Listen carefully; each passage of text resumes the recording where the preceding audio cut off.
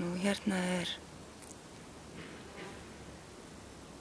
smávaxin planta sem vex hérna innan birkið og mósan sem ég þekki ekki.